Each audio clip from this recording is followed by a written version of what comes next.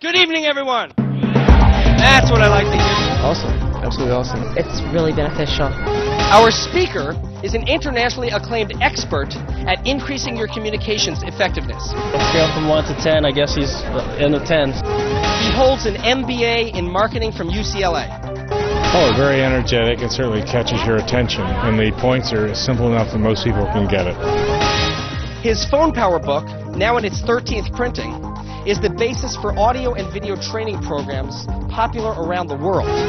Just a presence about him that's just entertaining and keeps you on the edge of your seat. Power Talking has also been published in several foreign language editions.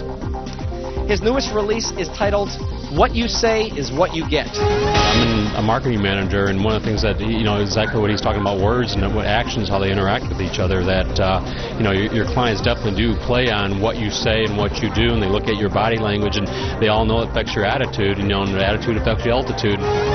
As a trainer and consultant to Microsoft, Ford, 3M, American Express, DuPont, GE, and many telephone companies, he's been successfully helping people communicate more powerfully in a wide range of professions. I'm in psychology, so this is very beneficial to me.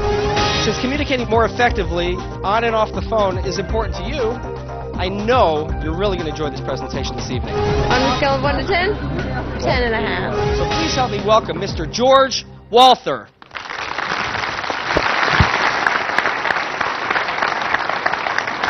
Thank you, Michael. Thank you very much. What a great day we've had today. Wasn't it beautiful? Don't you feel like your spirit is nurtured? You've had a great physical day, wonderful sunshine, and now we get to top it off with nourishing your mind tonight. And coming in, I had the opportunity to meet so many of you from such a range. We've got automobile designers, we've got realtors, financial services salespeople, mortgage brokers, Ford Financial is here. We've got a tremendous array. And the best news I can tell you is that regardless of your business, every single principle we touch on today is going to have direct application in your daily professional life and in your personal life. And this is not some academic, theoretical new idea that some professor cooked up. In fact, throughout the evening, I think there are going to be many occasions when you say, I've noticed that, or I know that, or I've done that, or I used to do that, and I'm going to start doing it again. So let's go right ahead and get started. Okay, I could have started that way. Or maybe I could have said the same thing a different way. Good evening. What a beautiful day it was today. What a darn shame we have to all be inside for a seminar tonight. I know you'd really rather be out in the sunshine. I met a variety of people coming in, and we got so many different interests here, from automobile designers to realtors to financial services salespeople. We've even got Ford Financial. Look, to tell you the truth, there's just no way I'm going to be able to personalize this for each individual business here. And I'm afraid I must tell you that what I'm going to be sharing with you, it's really nothing new. I think you know everything I'm going to be talking about anyway. So why don't we just go ahead and get started? Okay, could have said the same thing either way. Who here, had I opened with the second version, might at this point be trying to slide toward the exit door? So did you have a negative impression the second time around? Tell me your name, please. Amanda, what did you notice that gave you a negative feeling the second time around? Just the attitude. And although I said nothing about my attitude, isn't it true that you size up a person's attitude based on the way they sound? In fact, from an individual's tone of voice, you infer. I didn't say this is going to be a really boring night, and I don't want to be here either. But you may have picked that up from the way I sounded. Amanda, that's excellent. It's the correct answer, and it's a prize-winning answer. I have a copy of What You Say Is What You Get. You're right. And there's more than one right answer, because you size people up based not just on how they sound. What else shaped your opinion about the second version? See, you offer a prize, the hands go. Yes. Facial expression. So interesting. You were evaluating my facial expressions, no doubt my posture as well. And in fact, don't we do it every time you meet a customer for the first time? And when they meet you for the first time? When you meet somebody new in the neighborhood? For those of us who are single, if you're out meeting somebody socially, you form impressions right away. It comes from the way you sound. It also comes non-verbally. It comes from facial expression, posture. Also, I want to tell you, as I came in here, I did not have in my head, okay, don't forget, slump down and change your facial expression. I didn't have to do that because I made sure that the words I used were negative. And when you use negative words, that shapes the way you think and the way you act. Because, of course, your body posture and the way you think are all tied in to the way you speak as well. So good. Who said that? Great. I have an audio version of tonight's program for you. Yeah? Anybody notice anything I said that made you feel one way or the other in the two versions? Yes, what'd you notice? Just that you mentioned that everyone would be able to get something out of it as opposed to the personalization that you may not be able to do. In fact, you might notice that I said 3 facts. I said the same 3 facts. It's been a lovely day and we're inside tonight. I said there's a wide variety of interests here in the audience. And I said that this is not new information. It's not the facts. I said the same 3 facts. It's the way you state the facts that shape the impression. Yes, that was a prize-winning answer. And this red cord is just going to look great on your phone. I'll explain why later. Hey, what you did with me is exactly what your customers do with you, what your colleagues do with you, what friends do with you, and of course what you do with them. You pay attention to those same 3 factors that you did with me. Before anybody opens his or her mouth, you're paying attention to the nonverbal messages. How's this person come across? What's their posture like? What's the facial expression? But it doesn't stop there, because then they open their mouths, and then you listen for how they speak. And you infer what their attitude is based on the way you interpret their tone of voice. And you definitely do also pay attention to the specific words they say. And they may be positive, they may be negative. Again, it's not the fact, it's the words used to convey the fact. You just did it with me. Obviously, it's an artificial situation. Your speaker comes in, you think, okay, it's a beautiful evening. I'm going to be with this person. Is this going to be a valuable experience or not? But it happens every time you meet anybody. We all size each other up. It's human nature. So here's my question. If those are the 3 factors that people use in evaluating you, which would be most important? How many people here believe in the power of positive thinking? Oh, unanimous, unanimous. So you know that whether you're a realtor or selling financial services or aiming to increase collections from people who are behind on their car payments, whatever it is, you know that the path to success is that after this program, you go to your office tomorrow, and you go like, I'm thinking so positive. Of course, it would be absurd to sit in the corner and think positively. That's not what brings about change. It's a crucial component, but thinking positively ain't going to do it. How about this? Who would say actions speak louder than words? Every hand up. And yet, don't you see people who have perfect posture, they have a stride of authority, when they shake hands, the firmness is perfect, the eye contact is ideal, everything's just right, and you're thinking, what a dork. This is a hollow shell. This is just someone going through the motions. There's no true substance inside. I'm not here to say that thinking is the most important thing or that acting is the most important thing. And I'm also not here to say that the words you speak are the most important thing, because the reality is they all influence each other. What you think about influences how you act, influences how you speak influences how you think and how you act. They're all connected. So who does this really matter for? We're here, of course, representing our own interests, yet we have a team at work. We have a team that we are a part of. We certainly have customers. What about them? Where's the most important component there when it comes to communicating? Well, once again, they influence each other. If you have customers who speak negatively to a colleague, and the colleague's in the back room saying, oh, these customers are a pain in the butt, and then that rubs off on you, no doubt it affects your attitude, which rubs off on the next customer. In fact, they're all connected. What's going on in your mind, what's going on in your mouth, what's going on in your body, all are connected. Now, I know what happens when you come to a program like this. Many of you come to many of these programs, and you have either people who you work with or people you've met previously, and you come and you sit down with them.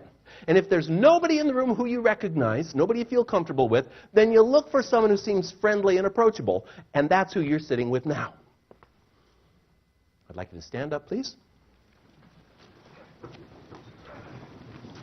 And will you quickly pivot around, find somebody close by who you've never seen before, a complete stranger. I'd like you to form teams of 2 people, please. Teams of 2. Find a stranger.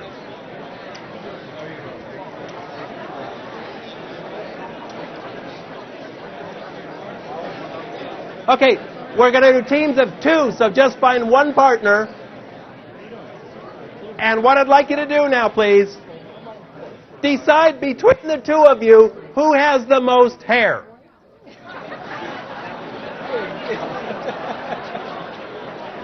Okay? The one with the most hair. Listen carefully. Those of you with more hair, you get a speaking role in just a moment. Those of you with less hair, here's the job I have for you. When your partner starts talking to you in a minute, pay total attention to what your partner says. Don't interrupt, don't let your mind wander, don't contribute your thoughts, don't agree. Just remain silent, but totally stick with your partner. Listen to everything she or he says. That's for those of you with less hair. Those of you with more hair, when I say go, what I'd like you to do is tell your partner everything you can think of to say about your personal, all-time, absolute favorite dessert item. I want you to tell your partner, please, what's your favorite dessert? Why do you like it so much? What are the key ingredients? What did your grandmother used to put in it? Where was the best one you ever had? What's the texture, the flavor, the smell? Tell them everything about your favorite dessert. Those of you with less hair, silently listen. Okay, ready? Hairy people, go!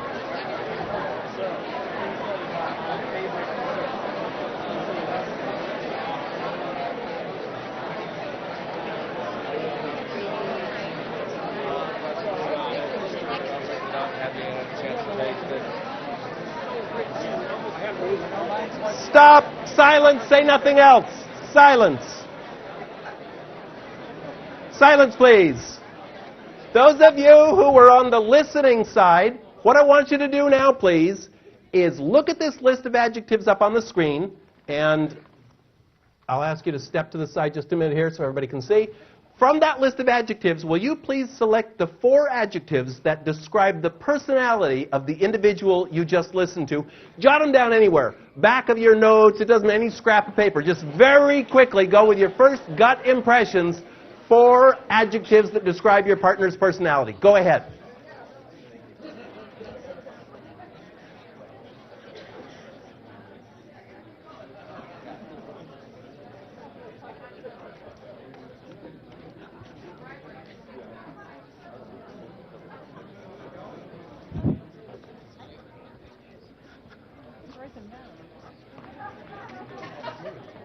Okay, hey, if you're not done yet, you're doing it wrong. This is not psychoanalysis, just your first quick instinct. No 7-year deal here. Okay, now, will you take your seat, please, or kneel down, stay close to your partner, because what I want you to do now is tell your partner exactly why you picked each of those words. I want you to tell them not just what the words were, but what caused you to say those words? Hell, we better do this by example. Let me do this by example. Let's see. What is your name, please? Mark. Mark, you're our first volunteer. Please stand up. And your partner is who? Sue. Sue. Did you know Sue before? No. Okay, great. Now, may we assume that you were the listener here, Mark? Okay. Sorry, I just want to be sure. So you face your partner and you say, Sue, I didn't know you previously, but now that I've had some insights about your personality, here's how I'd size you up. I'd say,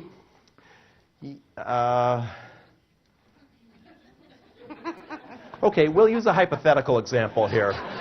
No, you wrote down good things about Sue. You put down friendly. What made you choose friendly? Why, of all those words, did you pick that one? She had a nice smile. She looked outgoing. So, as you did with me, you took into account the nonverbal. I see that you also have confident. What made you think she was confident? Because she knew exactly what she liked. So partly it's, it's timing. You come right out with it.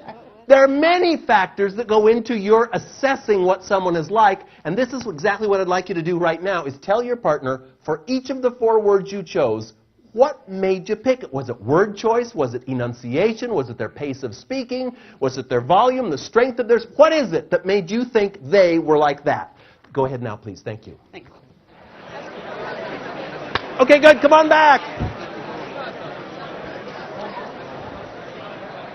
By the way, this would be a great time to thank your partner because I've only listed positive adjectives. I learned from prior experience. It got out of hand.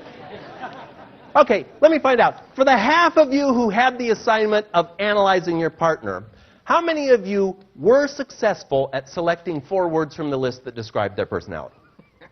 Okay, I see half the hands. Half of you had the assignment, half of you were able to do it. Now, I rushed you. If instead of rushing you, I had said, let's take a few minutes now and have you write an essay about your partner. Who here could have, those 4 words don't feel limited to this list. Just go ahead and write what you feel about the other person. Who could have written more than 4 words? Who could have written 4 sentences to describe your partner? Who could have written 4 paragraphs to describe... 4 chapters? Hey, how long did you have to get to know this person? How much? Couple minutes? 30 seconds?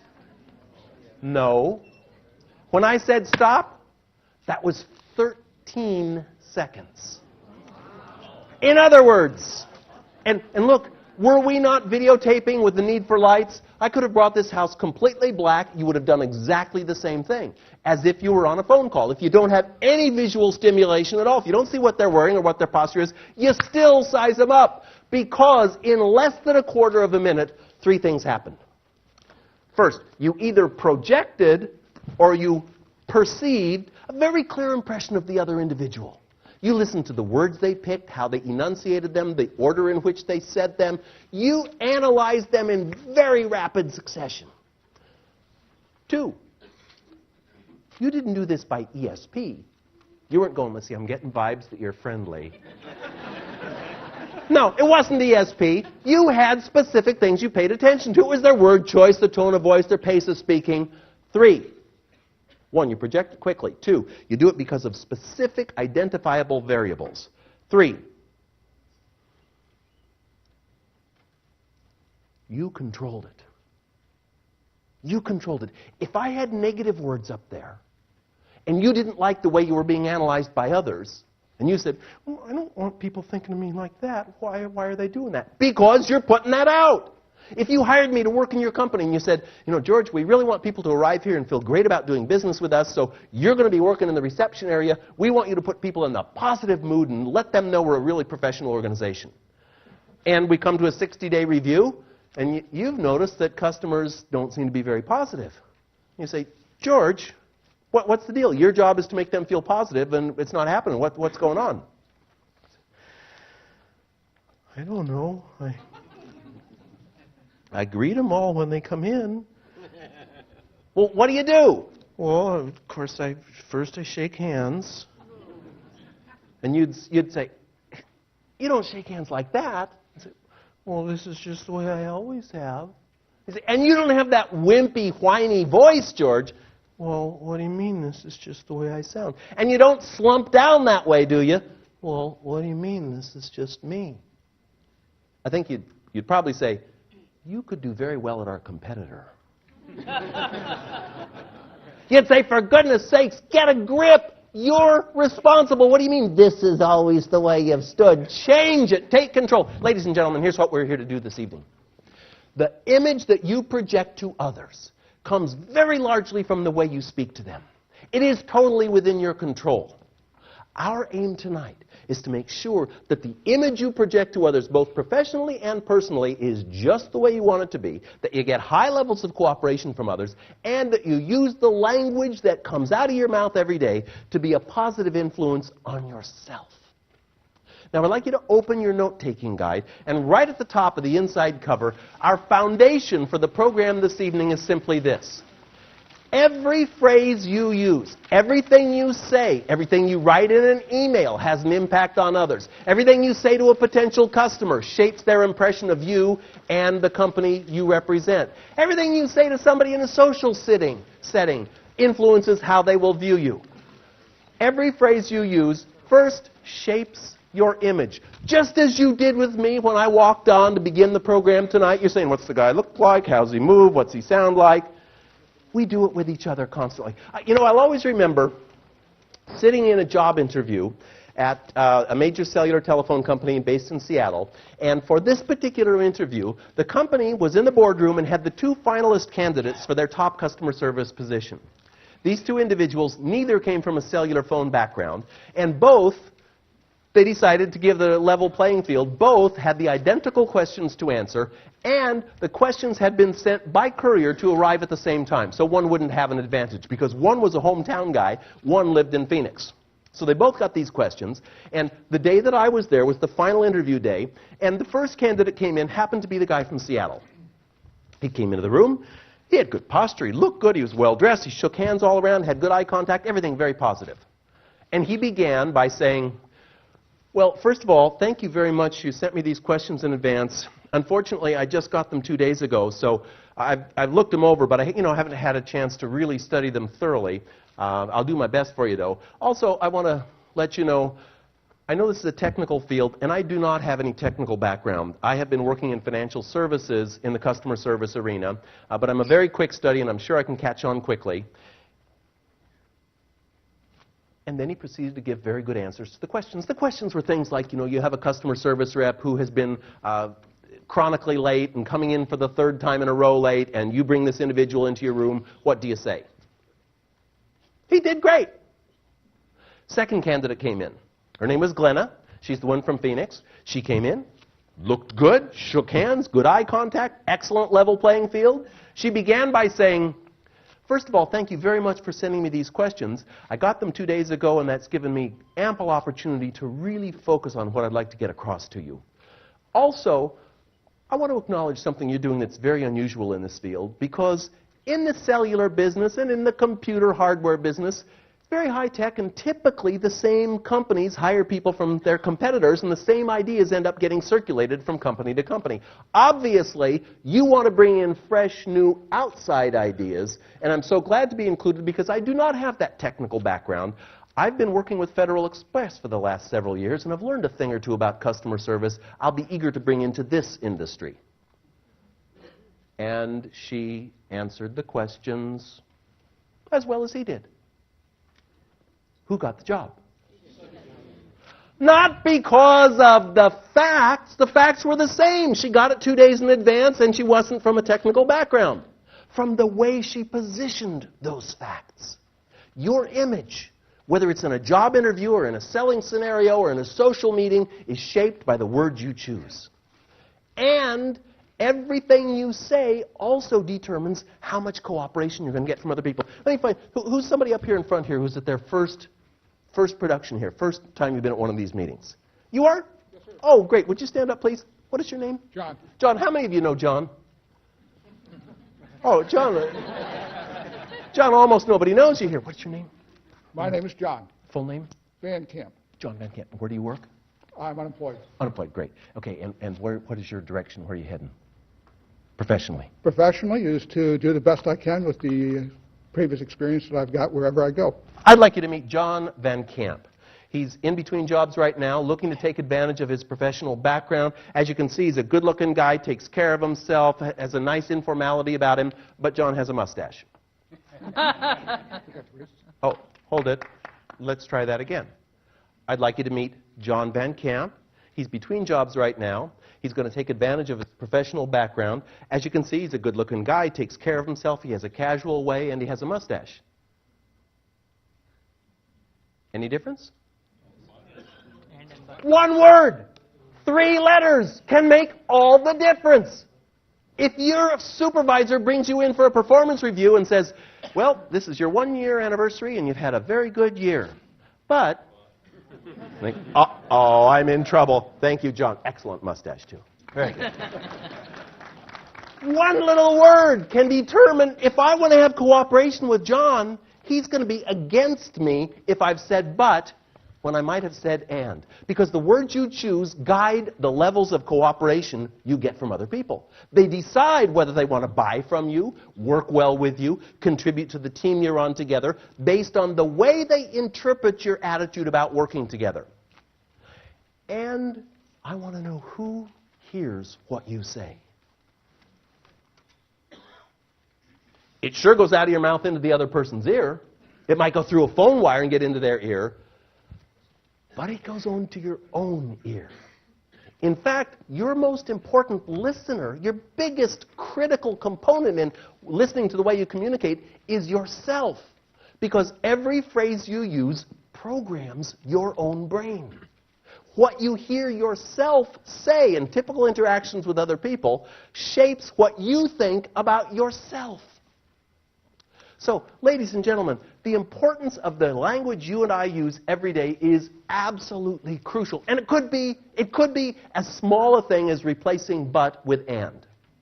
You know, I'll always remember GE. How many people here own a GE product? I think your hand should be up. We all have GE. In fact, if you own a GE product, you'll always find there's an 800 number on it that goes to the GE Answer Center in Louisville, Kentucky.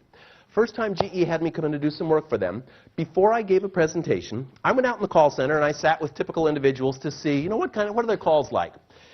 And I sat beside a woman named Miss Cooley. And I listened in on Miss Cooley's calls, and I'll tell you, no matter what you may think of your work, Miss Cooley's work was really not very exciting. You know, all day long, call after call was, how do I change the light bulb in my refrigerator? It opens on the right side, but I want it to open on the left side. My kids have been making water balloons, and now they're jammed into the automatic ice maker. How can I get them out? The whole time I listened to her, there was only one really interesting call. This was from the person who phoned and said, how do I get the fireworks to stop in my microwave? There shouldn't be fireworks. How long have you noticed the fireworks in your microwave? This caller actually said, no, it's been 2 weeks now, ever since my birthday, because my friends gave me this beautiful set of top quality pewter serving plates.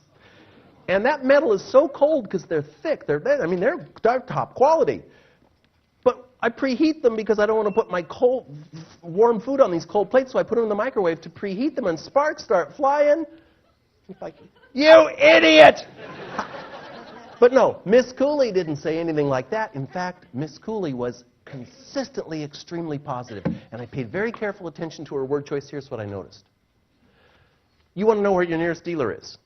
Miss Cooley would never say, well, you'll have to get your zip code and let me then check it and I'll have to cross-index it with your zip code. She would say, I'll be happy to cross-index that with your zip code. You'd say, what's the part number for that soap dispenser cup on the dishwasher? Miss Cooley would never say, well, just a minute, I'll have to check the parts manual. She would say, just a moment, I'll be glad to check the parts manual. Miss Cooley would never say, you know, that's a technical question. What I'm going to have to do is get our engineers working on this, and then I'll have to call you back. She would say, that's a technical question. What I'd like to do is get our engineers working on that, and I'll be glad to call you back. Here's my question for you. If you called Miss Cooley, would it make a difference in your experience of that individual and of GE if she said, you'll have to get that, you'll have to look that up, I'll have to get engineering, I'll have to call you back, versus, I'll be happy to look that up, I'll be glad to talk to engineering, I'd be happy to call you back? Would that make a difference? Yes. In fact, Miss Cooley's personal decision to rid herself of that common phrase, I'll have to, made all the difference. And what about to Miss Cooley? Now, I timed her, I watched, and she handled, in the average hour, 12 calls. In each of those calls, she handled, on average, 3 requests for information. 3 questions to which she could have answered, I'll have to or I'll be glad to. And she worked an 8-hour shift, 8 times, 12 times, 288 times a day. What does it do to Miss Cooley if 288 times she hears herself say, I'll have to get the part number, I'm going to have to check your zip code, I'll have to get the engineers working on this, I'll have to call you back. I don't want to call you back, I don't like customers. What a drag, I hate my job, my life is miserable. Or she could give herself a little boost each time and say, I'll be glad to check on that, I'd like to get our engineers working on it, I'll be happy to call you back. She could use her language not just to shape others' perception of her, but her own feelings about herself and her work. Here's the way we're going to do things this evening. In that auditorium next door is a bunch of losers. We're an auditorium full of winners. Now, if you had a bunch of microphones descend from the ceiling in this auditorium and in that auditorium, and you compared the way people here speak and the way people there speak, you'd notice some striking differences. In fact, I've made it my professional mission to identify and catalog the differences between the word choices of winners and losers. And they are marked. They're very dramatically different. And they fall into 9 categories, 9 trait areas. Tonight, I'm going to explain each of those 9 traits to you with some illustrative examples. And the first is that power talkers, we're going to say people who use language positively, people who are winners. And I'm not talking about rich people, unless you consider having successful careers, good friends, enjoyment of life, healthy families, and probably financial well-being. That whole thing is what creates wealth in our lives. Wealthy people and poor people, winners and losers, talk differently. The first trait of winners, the first language trait, is that they project positive expectations. They let you know that working with them is going to be a positive experience. They don't say what typical people would say, those in the other auditorium. They'd say, Jim, I'm going to have to ask someone in customer service. They'll have to check with the plant. They'll have to call you back. They would instead make a conscious effort never to say, I'll have to, knowing that it's going to create a negative impression and make them feel bad and get lower levels of cooperation.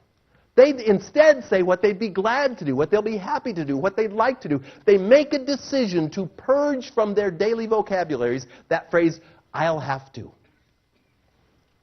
And there's so many other ways that project positive expectations. Let's suppose that after the program, you decide you go out for a late snack. You arrive at a restaurant, the greeter is there at the podium, the individual says, I'm afraid I can't seat you until 10. Or that individual could say, I'll be happy to seat you at 10. The fact is the same. You're going to get seated at 10. You can either look forward to it as a positive experience or have it be a negative experience. What are you doing here tonight? Spending the night in this room? No. I don't think so. Spending is a depletion word. Spending says, I've got a certain amount of goodies and I'm going to let them drift away. People who are positive in their approaches to life replace spend with invest and enjoy.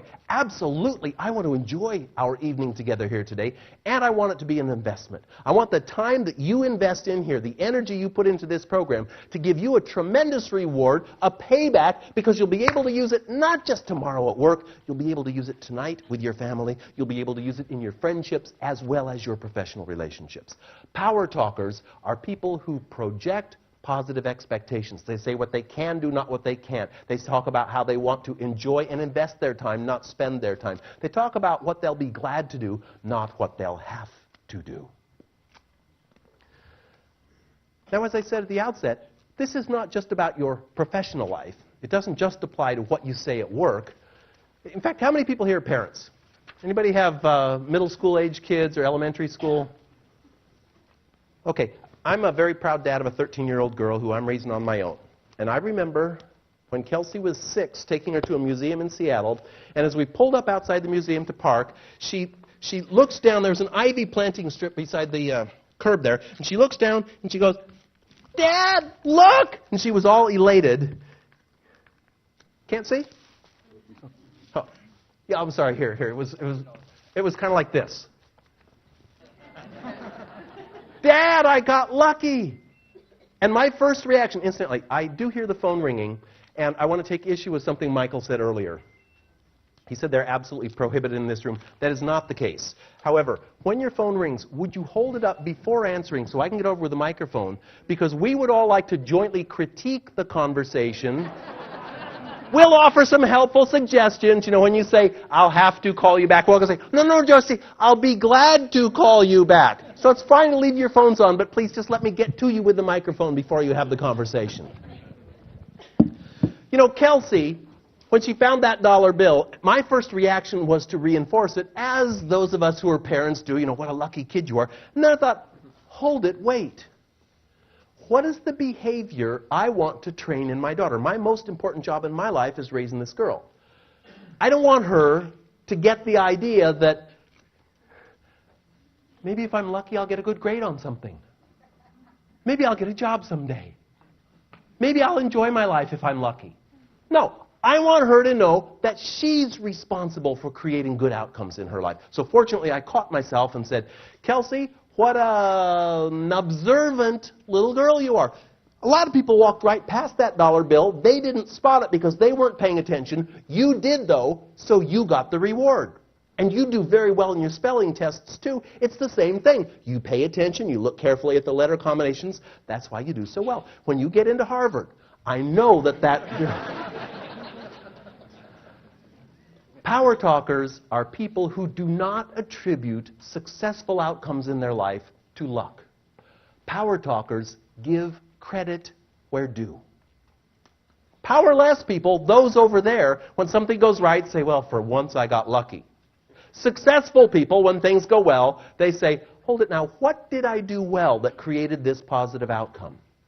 Was it my planning? Was it my analysis of the situation? Was it my years of experience? Was it my professional background? What is it that allowed me to capitalize on this experience? And caution, I'm not talking about egotistical, I'm fabulous, that's why I sold the car. No. It's appropriately identifying the role that you took in creating the positive outcomes. And note that people who are successful winners in life are quick to share the credit. They don't just talk about what they did right. They talk about how others contributed and created positive outcomes. How many people here are not in the sales profession? Okay, so I see about 26% of us are dead wrong. Everybody here is in the sales profession. Whether you're in a job interview or meeting somebody for the first time or selling a product or service, we're all selling. Now you know the 3/4 of you who recognize that you're in sales. You know you go to program after program, and don't you always hear about the value of generating referrals from your current customer base as the very best way to bring in new business? And we all hear it, and not many of us do it. Some do. Some have great success at generating referrals from their existing customers.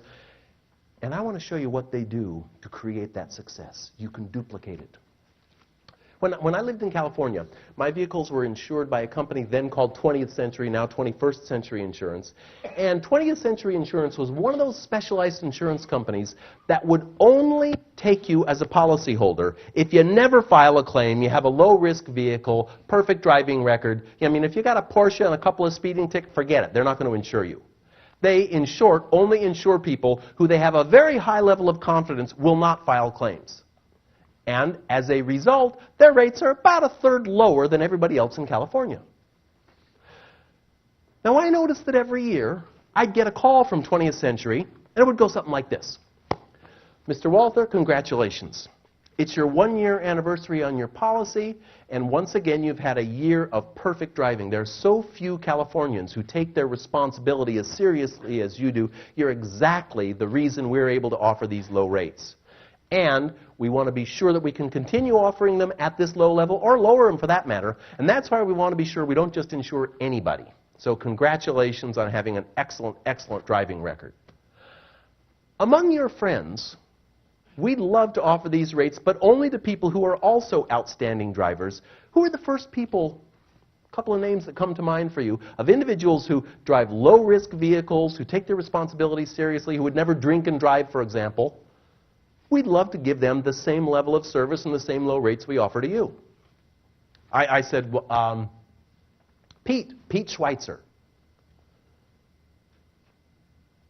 Well, do you suppose Pete Schweitzer then called me up and said, "The nerve! George, you gave my name and number to that insurance company and they called up and lowered my rates by 30%. How dare you?" Of course not. He was thrilled. I was delighted to be their customer. I was happy to spread the savings to my friend. It created a positive outcome for him and also for the insurance company. But let's take that call apart. They didn't say, "Well, we're on a referral campaign and we've gotten up to the W's." No, they started off by giving credit where due. That is, they identified the first step to gathering referrals is to give credit where due. They identified what was it that made me a good customer. Okay, do any of you have customers you wish you didn't have? Okay, don't ask them for referrals. Their friends will all be just like them. You don't want them. But let's suppose you decided for once and for all that you really would go capture referrals. Let's say you just decided to identify your top 10% of your customers. Maybe it's the people who always pay on time, who are a pleasure to deal with, who trust your advice and judgment, who make good decisions, the people who value your relationship. If you identified the profile of what makes for your top tier of your very best customers, wouldn't it make sense to call them and say, "You are among my very best customers. What I notice and appreciate about you is that you're always punctual with your payments, you're a pleasure to deal with, you're always friendly, you return my calls, you give me ideas that help us grow. You're exactly the kind of customer we would love to have more of." Start by offering credit where due. Second step, as with 20th century, be specific about who you're after in terms of referrals. Not, "Gee, can you think of anybody who would be a possible customer for us?" No, what they did with me is say, among your friends, who are the first couple of people who come to mind when you think of very safe drivers who would never drink and drive, who take their responsibilities seriously? In other words, it's kind of a fill-in-the-blanks approach. You tell your current customers what you love about them and what you wish you had more of in others, and let them fill in the blanks. And the third step, and this is an important one, is to make sure that as you ask for these referrals, you provide some appreciation or incentive for doing so. In my case, they explained that my rates would stay low if they could make certain that they insured other policyholders like me who were low risk, who were probably never going to file a claim. Point out why it is in your customers' best interest to have them supply you with referrals so you can continue to grow your business with customers like them. Power talkers are people who give credit where due. I'd like you to write 3 R's in this section of your notes, please. 3 R's, because my company name is Speaking from Experience. I view my role with you here today is that I go through my life paying attention to the experiences that happen to me, looking for lessons I can learn from them, looking for how can I write a story about this, how can I explain it to an audience, how can I, as a typical customer, how can I say what affects me positively, what can I pass along to others. And so I'm paying attention. I use what I call the 3R system. First R. I recognize what impresses me positively as a customer. For example, I was speaking to a dental group in San Diego not long ago, and I had a suit pressed just before the presentation. I went to pick it up, and the individual, you go to the dry cleaner, there's that automatic conveyor belt thing that brings your clothes around, and then they punch in the number, and it comes around to your suit or your dress, your garment, and they take it off the hook, and then usually right by the cash register there's a little bar, kind of like a closet bar, and they hook it on there, and they ring you up, and then you take your clothes. This guy in San Diego, though, I noticed that as he took the clothes off the rack, when he went to that hanger bar, he turned it around and hooked it from the back.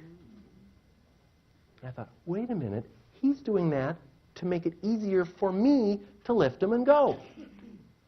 And I noticed what he was doing. I recognized it. And 2R, I rewarded it. Because I said, hey, I see what you just did. Of all the times I've been to a dry cleaner, I've never before had somebody do that. You took the extra trouble to turn that hanger around and hook it so that it would be easier for me. Wow, thank you. That guy almost started crying. I'm not kidding. He said, oh, you know, and he happened to be of Arabic descent, and he had a heavy accent, and he said, I do this for all my customers. Nobody ever noticed. Oh, I'm so glad. Thank you. It was like we were going to hug each other that he had turned the hangers around. Recognize excellence in others. 2, reward it on the spot. 3, report on it. What I'm doing with you. I went to my audience and I reported it, and it happened to be a dental audience, and some individual said, hey, you know, when we have new patients come in, we have a new patient form. What if I put the new patient form on a clipboard with a pen and turned it around and handed it to them with the pen? Would that make them feel better? Absolutely! What a tiny adaptation. You could say, well, the dry cleaner does that. Why couldn't I do something similar to make my patients or my customers feel that much more welcome? Recognize excellence in others. Reward it in them, and report it to those around you, and see how you can incorporate it into your own business. Power talkers are people who give credit where due. When they notice things going right, they notice it, and they decide to do something about it. Now, ladies and gentlemen, I want to find out, are any people here people who have private pilot's licenses? Anybody ever take flying lessons? Okay, good. Quite a few of you. I'm also a pilot. And I want to tell you about a flight experience I had on June 16, 1996. I kept a Cessna 182 at a small airport in Seattle, and it happened that this is the airport where Boeing builds all 737s and 757s. It's the Renton Airfield. And I kept my airplane there, and on that particular day, I went flying with 2 people I had not met before, because I had made a donation to a charity auction, the Starlight Foundation, AIDS critically ill kids. And you know, the auctioneer says, and your pilot will take you and a guest sightseeing in the San Juan Islands, which is in the far northwest part of our country. It's a beautiful, beautiful, beautiful part. It's near Seattle. It's very close to Victoria, British Columbia, just a cluster of lovely islands. And so that particular day, I went to the airport, I walked across the tarmac, and walking toward me was a guy, mid-50s, gray mustache, gray hair, a real twinkle in his eye. He was obviously excited about going flying. His name was Pete Buck, and I welcomed Pete aboard. Pete was an attorney in Seattle, and he had been the winning bidder. In fact, a very persistent bidder, because no matter what anybody else bid, Pete always outbid them. He wanted that flight. With him was his fiancée, Jean. Jean was a dentist. And Jean looked about the way you look if you're walking into her office for a root canal. No. You could see she did not like this whole idea of going in a small plane. So I welcomed them. I got them seated in their side of the plane. I came around, walked around the prop, and got into. Pilot's always sitting here, and I thought, well, Jean looks a little nervous, so I'll lighten things up. Now, as a pilot, you always give a safety briefing to your passengers, whether you're commercial or private. And I said, now, Jean, if at any point I should slump forward and stop breathing, don't worry. Pete can just press this red button and say, help, the pilot's dead! And someone will talk you down. Pete will land the plane. It'll be okay. Now, and Pete, should we land prematurely, you'll want to raise this lever so you can pop that door open and get out of the plane. But it was a perfectly beautiful day. We took off from Renton, and Jean thought that we were going to go sightseeing. But Pete had a secret plan, because June 16th was the day they had met 1 year earlier, and they had met on this little island, San Juan Island, and specifically at a yacht harbor called the Roche Harbor Resort that had a little airstrip beside it. So he thought his surprise was, for their anniversary, he'd have me fly to the place, as he put it in legal parlance, the scene of the crime, where they had met. I thought this was a wonderful plan. So we took off, perfect flying conditions, reached cruising altitude. I flicked on the automatic pilot. We're flying along, and it was spectacular. Jean, if you look over your right shoulder there, that's Mount Rainier behind you, over 14,000 feet. Pete, look, up ahead there, that's Mount Baker. These two mountains have more glaciers on them than any other mountainous area in North America outside of Alaska. It was fantastic, sparkling, beautiful weather. As we approached Roche Harbor, I went through my pre-landing checklist, fuel mixture 10%, flaps 10, checked everything, all's well, flicked off my autopilot. And I heard a voice. Don't land there. Who's that? What's that? And I looked, Pete and Gene didn't seem to have heard this voice. I thought, well, that's kind of creepy. And I checked my gauges. Everything was just fine. I felt fine. I thought, I'm not the kind of guy who, my life is not ruled by voices. And so I did what you pilots know. I made my turn to left base and then my turn to final, the last thing before landing. And as I made my turn to final, I heard again, don't land there. I thought, God, I've never had that happen before. That's weird. I thought, well, maybe I should change and go to another airstrip. How would I explain that? Pete, don't worry, I feel fine. As you can see, the instruments are all in the green. The weather's perfect. Everything's okay. I want to let you know I'm hearing voices. You don't like your pilot from the cockpit today. Ladies and gentlemen, we're approaching Detroit Airport. I'm hearing voices in the cockpit. I think we'll go to Minneapolis. So I decided to continue with the landing, and we were on short final, which is just before you actually touch down, before the threshold of the runway. In fact, the beginning of the runway was about as far as from here to the back of the auditorium. And at that moment, we encountered a phenomenon that the pilots in the room know about, and which you encounter yourself without knowing about it, and that's called wind shear. Wind shear is a vertical wind. You can't see it, you can't do anything about it. And in fact, you encounter wind shear all the time as you're flying, because you're going along at 33,000 feet and suddenly your coffee jiggles a little bit. Well, that's wind shear. The plane may be bumped down 50 feet. You're at 33,000 feet, no big deal. But we were at 33 feet. And when you go down 50 feet from 33 feet, it's a big deal. And suddenly, it's like an elevator, the cable is cut or something. Suddenly, the plane's on the ground, and while you're flying, you're steering with the yoke. But when you're on the ground, the yoke does nothing. You steer with your feet. And I'm struggling with the foot pedals to keep the plane going straight because I can see the end of the runway that we're going to make it. If I can just keep it going straight and we're bouncing along over little bumps and there's grass sticking. And I can tell you, the weirdest thing in emergency situations, I had these three predominant thoughts in my mind. For some reason, I was thinking first, I was like, oh, fine, I'm going to get grass stains all over my plane now. And then, of course, I also thought, why didn't I listen to that voice? And third, I thought, and why did the winning bidder have to be a lawyer? I do not want an attorney on my plane when I'm crashing. Still, I was able to keep the plane straight. We were bumping along, just heading right for the runway. We were just going to... And then I saw the ditch. And the landing gear, the nose gear, dropped down into the ditch, sheared off the bottom of the plane. If you have no landing gear, you're not in control. We slid down the runway on the belly of the plane. That particular model, the Cessna 182, has its carburetor on the bottom side of the block, so that was the first thing to be sheared off. So now my 55 gallons of fuel spilled out on the runway. Sparks are flying. Well, you know what happened next. Plane came to a halt. Cockpit filled with smoke. Fortunately, Pete had listened carefully to his instructions. He opened the door and got out with Gene. We ran from the plane and stood back and watched. And when the sheriff arrived and pulled his Instamatic out of the car, that was my Cessna 182. It's all that was left of it. Total loss. Insurance company paid for it. I'm very happy to tell you, not a scratch. We didn't have a singed hair. Perfect survival. Nothing bad. But man, did I learn some lessons that day. For one, you better believe I listened to that voice. The book I'm working on now is Gut Level Leadership, and it helps males primarily. Women, you know this already.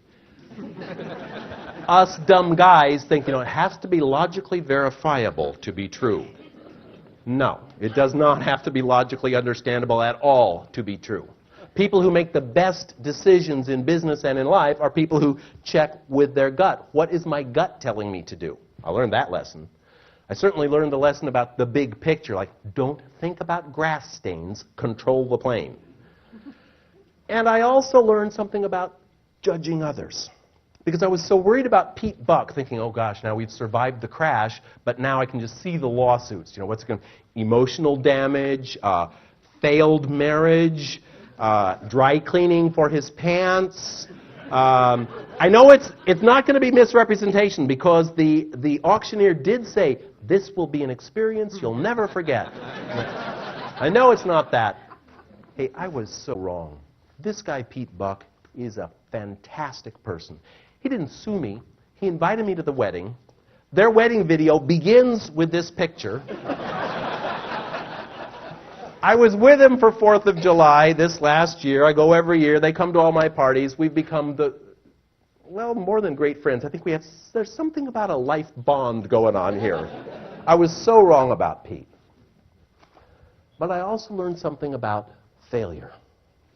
Because I certainly left that experience feeling that I had failed as a pilot. You know, you're not supposed to have your plane burn up. And I'm so grateful to your hometown boy here, Henry Ford, for reminding us of what failure really means. Failure is the opportunity to begin again more intelligently.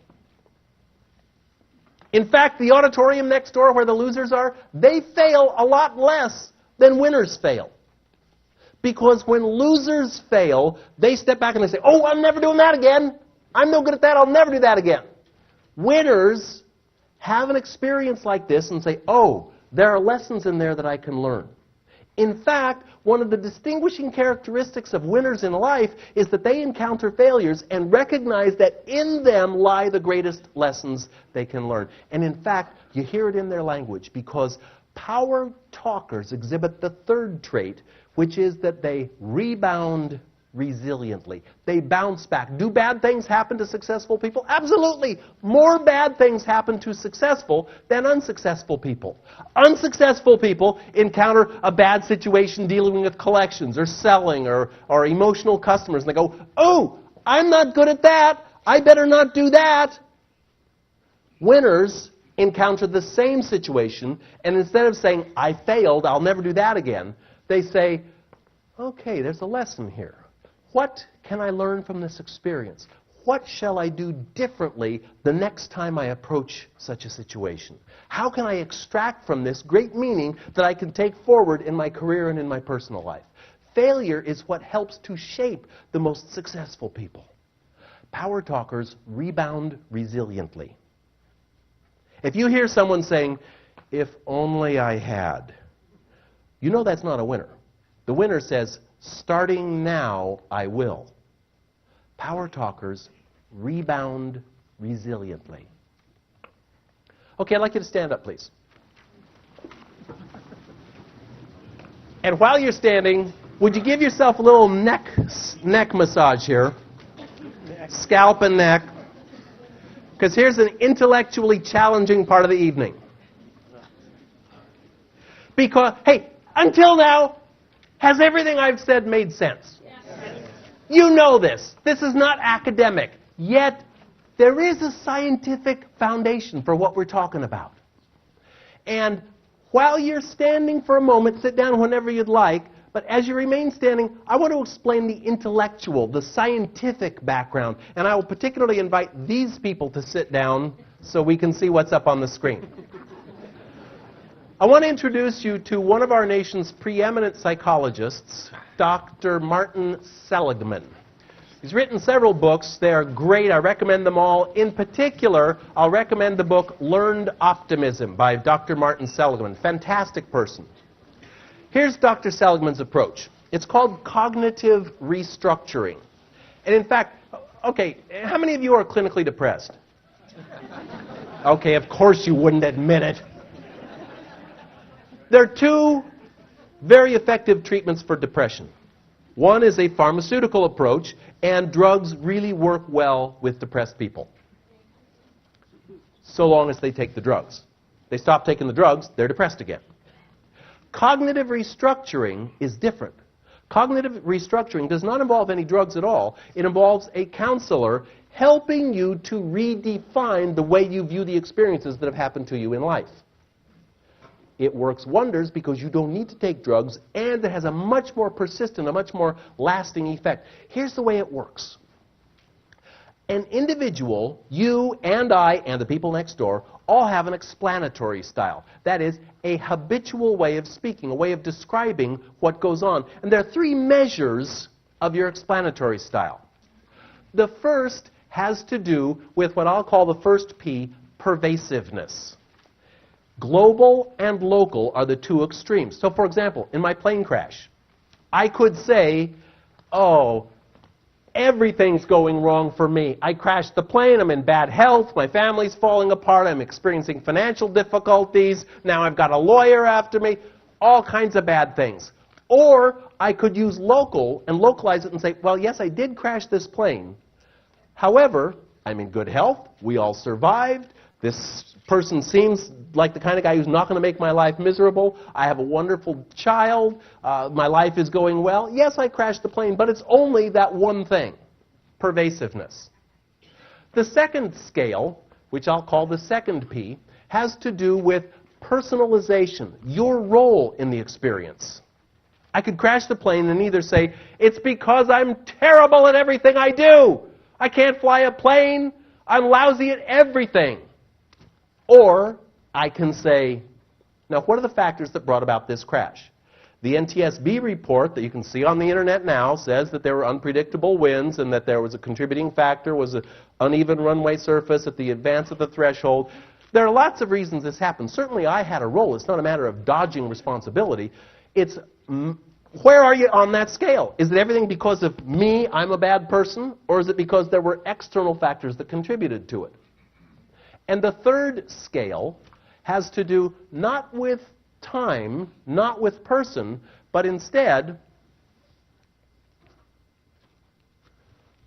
with permanence. How long is this going to be around? Is this condition, I crashed the plane, I do everything wrong. Things always go wrong for me. I'm a loser in every area of my life, and I've always been a loser, and it's because I'm a rotten person. Or it can be unstable and say, well, things usually go right for me. This one instance didn't work out quite right. Now, here's what cognitive restructuring is about. It's helping people move from one end of the scale to the other. So that if we deal with people who are in a situation where things go well, the losers, pessimists, and the optimists have completely different ways of describing what happened. For example, the optimists, when things go well, say they are at the global end of pervasiveness. Not only did I win the sales contest, but I've got a great personal relationship, I have kids, I'm in good health, I'm doing well financially, life is rosy. They say, because I planned well and worked hard, that's why I won the sales contest. This is no lucky fluke, I brought this about. And things are going to continue to do well. I'll always do well in my life.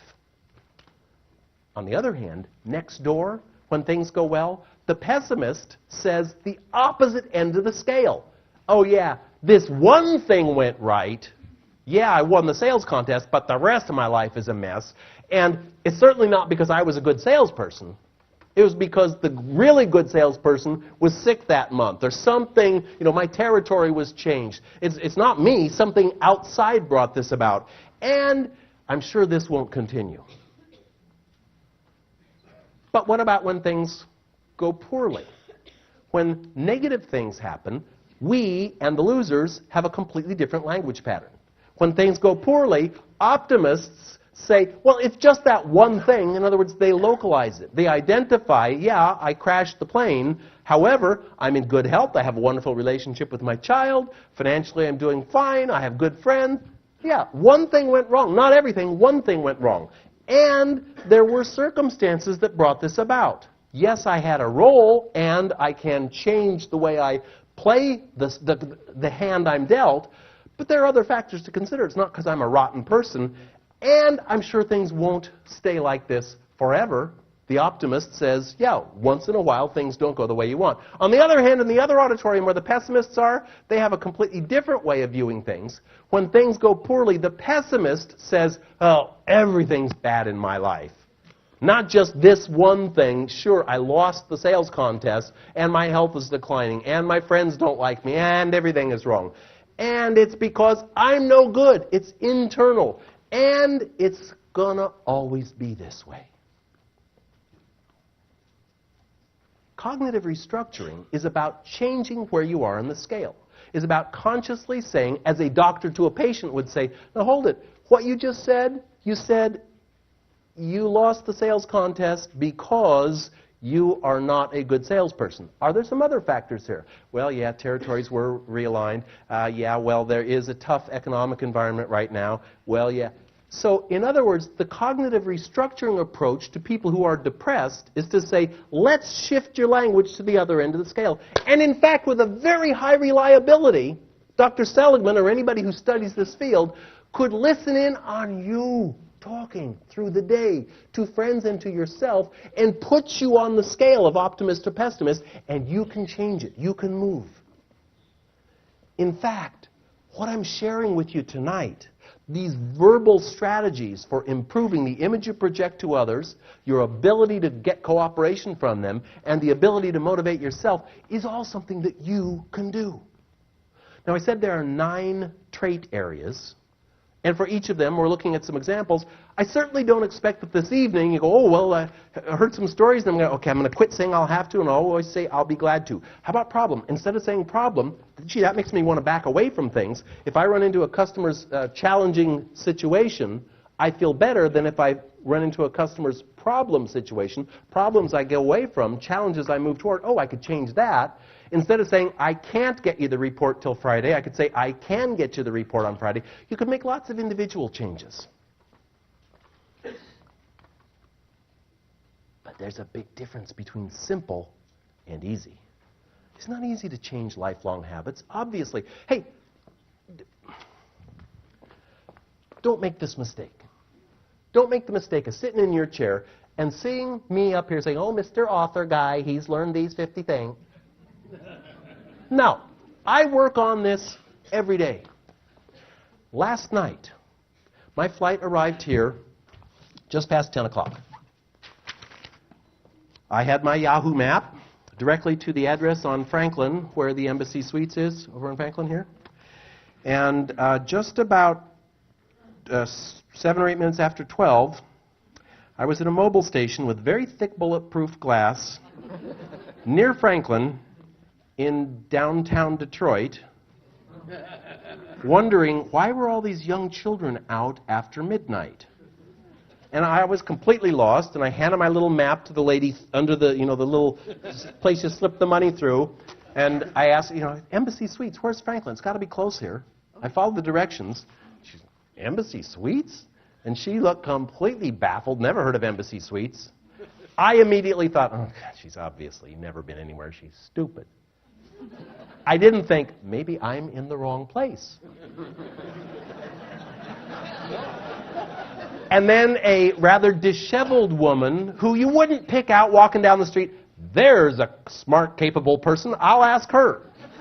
But she saw me with this map, and she took the map and started saying, oh, okay, now, oh, you know what you'd have, let me see, how would you get to Franklin here? And I'm thinking, okay, just humor her, she doesn't know. And then this really big, mean-looking guy comes over, takes one look and says, that's in Southfield. And she says, so what, do you work for the post office? And he said, yes, I work for the post office. It's in Southfield. And that woman got out her pencil and made me a little map that got me directly to Embassy Suites last night and basically saved my ass. So I found myself driving over here thinking, if only I had checked the zip code. I go, oh, no, wait a minute. If only I had, no. Starting now, I will. Whenever I'm flying into a city that I've not been to recently, I'll check the zip code. And I also thought, at the rental counter at the airport, I showed the map to the dollar rental guy. I said, does this make sense to you? He looked it over. Yep, that looks good to me. I thought, how could he have let me go the wrong way? I thought, hold it. It is not his responsibility. It's my responsibility. In other words, ladies and gentlemen, don't think that because I wrote the book and I give the speech that I've got this down. I work on it every day. Being a power talker does not mean, okay, there are 50 things, don't say that instead. I've mastered them, now I'm a power talker. No. It means that you decide every day to pay careful attention to the impact that your words have on others, on the image you project to them, on the level of cooperation you get from them, and on how they will affect you. Power talkers decide to take charge and to use their language, their daily interactions with others, to create the most positive outcomes they can. Being here tonight is a wonderful step in that direction. And it's a long time journey. It's simple changes, it's not easy changes.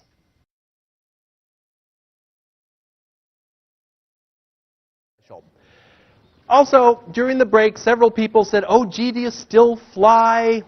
And it's kind of an interesting situation. First of all, I didn't tell you the whole story about that crash. Because there were actually 4 passengers on board. My 6-year-old daughter was on board. One of the things I learned in that experience, when Pete got out with Jean, I, of course, grabbed my daughter from the back and pulled her from the plane, and we ran away. I was very interested in sort of watching myself outside my body, looking at how I handled it, and it was amazing to me that I didn't feel my heart was racing, I didn't feel in any panic, I felt absolutely calm and cool. I thought, this is odd. The one sensation I noticed physically is that I had an unquenchable thirst. My mouth was so dry. And people came out from along the airstrip and gave me gallons of water. No matter how much I drank, I was still thirsty. My mouth was still dry. Yet, I didn't panic. I didn't in any way fall apart until I put my daughter to bed. When she was in bed,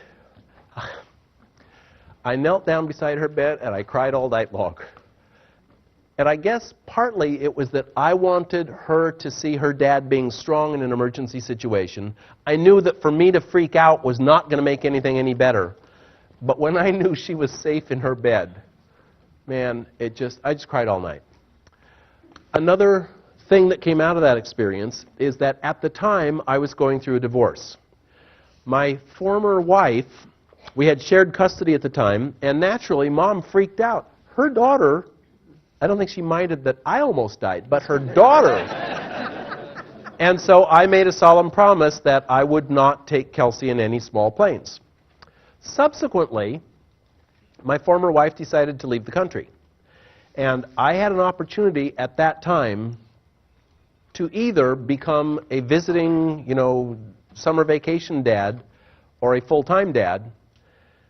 And I paid attention to that voice inside me that said, the most important thing I will ever do in my life is raise this child. And I am so grateful. Thank you. You parents know why you're applauding, is because not only is the most important thing for the child, it's been the best thing that ever happened in my life is to be a full-time dad. Well, because I had made the promise to not take my daughter in any small planes, when I subsequently became her custodial parent, if I can't fly with my daughter, I ain't flying. You can't dabble at flying. You better do it all the time and keep it up. And so it was out of the question. So now I ride motorcycles. Got to do something fun. And it's interesting how we get our lessons in life.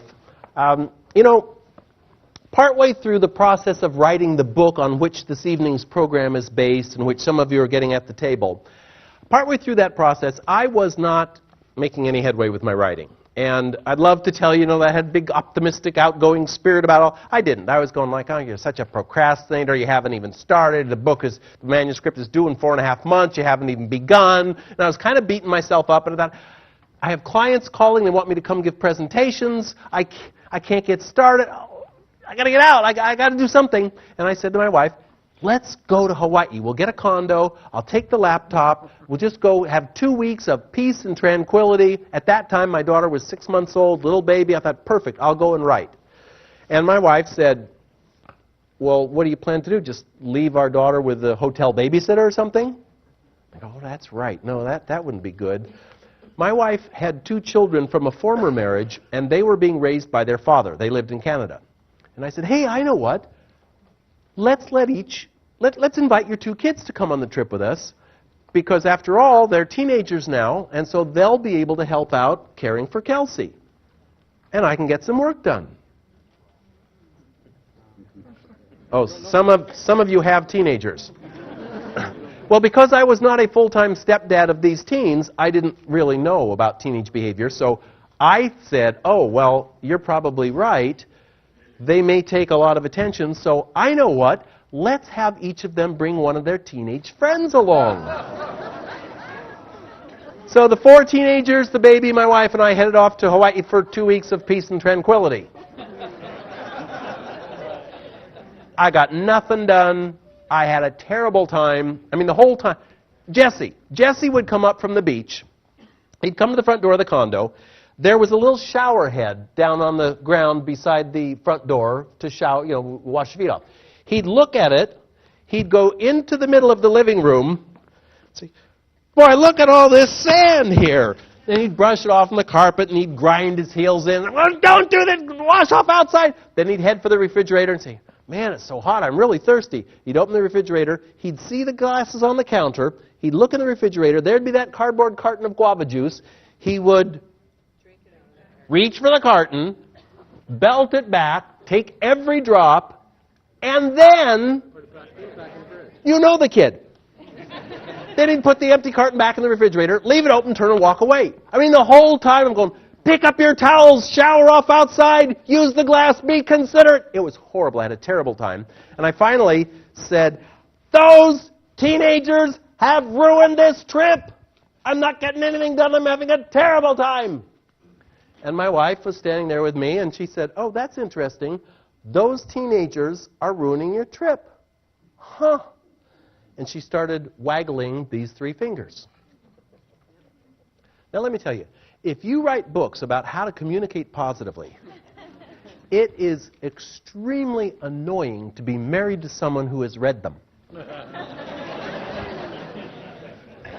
Because waggling her fingers was her way of reminding me about a chapter I had written concerning one of my most important teachers, Edith Walther, my mom. That's my mom. On the left there, Edith. I remember when I didn't have a book report due one night. It was ready to be turned in the next morning, but I hadn't done it. My mom said, well, why isn't it done? You've had it for a week. And I pointed at my typewriter and said, the typewriter broke. I had this sort of a aqua coral-colored Smith Corona typewriter. I said, well, the typewriter broke. And my mom pointed at the typewriter and said, oh, I see one finger pointing at the typewriter, but look where the other 3 fingers are pointing. And she made me laboriously, she went through each finger. What does this finger say? That one says the typewriter broke. What's this one say? This one says I shouldn't have waited until the night before it was due. What does this one say? This one says I should have checked the typewriter to make sure it was working. And what about this one? This one says I should have had a backup plan in case the typewriter didn't work, some other way to get it turned in. In other words, it's not the typewriter's responsibility to get the book report done. Bring the responsibility back where it belongs. The teenagers didn't ruin my trip. My reaction to, obviously, what you're attesting to is normal teenage behavior, that's what ruined the trip. The 4th trait of power talkers is that they accept personal responsibility. You hear it in the way they speak. Powerless people say, I can't stand it. Why can't my leadership team get there on time? They're late for meetings. It throws off the whole schedule. They're bad. Power talkers pay attention to the 3 fingers pointing back at them and say, given that that's the fact, what can I do about the situation? Since people tend to be late for meetings, what can I do to alter my approach so that I can stress the importance of punctuality to them, given that this is their normal behavior? What can I do to change the way I react, the way I handle the situation? Power talkers accept personal responsibility. And there's so many examples of this in our daily interactions. Hey, suppose you're talking to a customer. Your gut tells you that this customer isn't really following you. They don't quite get what you're trying to explain. If you say, I don't think you really understand, what do they hear? You're stupid. You're not intellectually capable of keeping up with my very clear explanation. You didn't say that, but when you say you don't understand, that's what they hear. Power talkers recognize that responsibility lies with these 3 fingers, so instead of you don't understand, when you see that a customer doesn't understand what you're saying, you say, I don't think I'm doing a good job of explaining this. It's our responsibility. Ladies and gentlemen, you're here because you want to take control of the way your communication impacts others. If you say you don't understand, you and I need to make the leap to say, how is this going to affect the other person? When you say you don't understand, they're going to think, hey, he's calling me stupid. And there goes cooperation. Instead, to say, I don't think I'm explaining this clearly enough. Power talkers accept responsibility. And the fifth trait of power talkers is that they are very good at building cooperation. I got a surprise for you here. Next meeting with Carrie, who's a wonderful presenter, is not going to be here at the Star Theater. In fact, it's wherever you want it to be because Michael is chartering a 757 and taking you all wherever you want to go. You can have the seminar anywhere. You get to pick. Where would you like it to be? Hawaii? I disagree. I disagree. What is your name, please? D? Interesting. D said Hawaii. I said I disagree. If you were standing where I am and you saw Dee's face, you would notice a change happened when I said disagree. Because it comes out of my mouth, D-I-S-A-G-R-E-E. But by the time it gets into her ear and hits her brain, she hears something completely different. What do people hear when you say, I disagree? You are wrong. What a bad choice. Weren't you listening to my story about Hawaii? What an idiotic thing. That's a wrong answer. I didn't say that. But the word disagree, those of you who took Psych, remember Psych 101, the principle of cognitive dissonance. Principle of cognitive dissonance is simply this. People like to be right. When people say, oh no, you're not right, you're wrong, they then dig in their heels and are determined to prove that they were right all along. Because D now, her mind is visibly going to justify, let's see, I said Hawaii for a very good reason. Here are 3 reasons why Hawaii is the right. She doesn't hear what I say. She's busy justifying her position. If you say to somebody in a conversation, I disagree with what you're saying, they now get the clear message that this is a showdown. Only one of us is right, and it ain't you. And therefore, they don't want to cooperate. So power talkers are very conscious of their need to create positive interactions with others and build cooperation. And in fact, it's the next trait area of power talkers. They're very good at creating cooperation. Where regular people might say, I disagree with what you're saying, power talkers instead would say, I understand what you're saying, and at the same time, let's also consider this additional information. In other words, it's not one of us is right and one of us is wrong. You're the wrong one.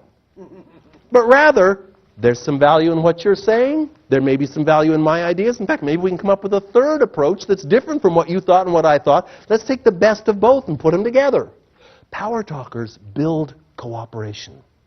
And sometimes that's a matter of avoiding things like we talked about earlier, but avoiding words that make people feel conflict. It's certainly avoiding words like disagree. And it is instead building in the direction of cooperation. How many people here are in the sales profession? So who's not then? Okay, only one wrong answer.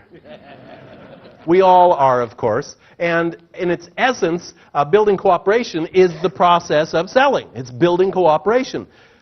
But funny, you don't often go to parties and have someone say, hey, I'm a salesperson.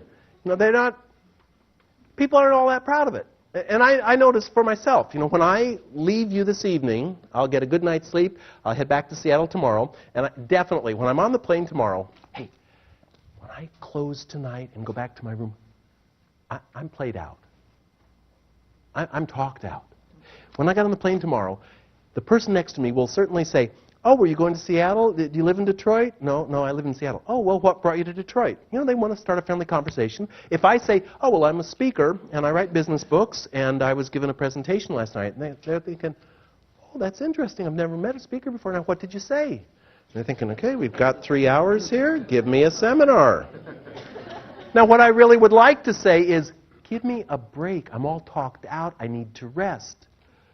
but this would be rude. So I found the best way to handle it is I simply say, "Oh, me? I sell life insurance." Those of you in financial services know this is magic. They will not, even though there's nothing to look at, they'll be glued to the window the whole time. They're not want to risk talking to a salesperson. Why is it people have this image? But let's go to the dictionary. Let's look it up. You know, the way dictionaries work, incidentally, is not some literary academicians write in the dictionary what words should mean. They instead literally send out postcards with a word written on it to thousands and thousands of people, and they ask you to write what it means to you, and then they compile those. Dictionaries, in other words, reflect common usage. They don't set usage. So let's go to Webster's. Let's look up sell. What does it have to say about sell? Well, let's see. It's pretty small print, but there are some words that jump out, like betray, cheat.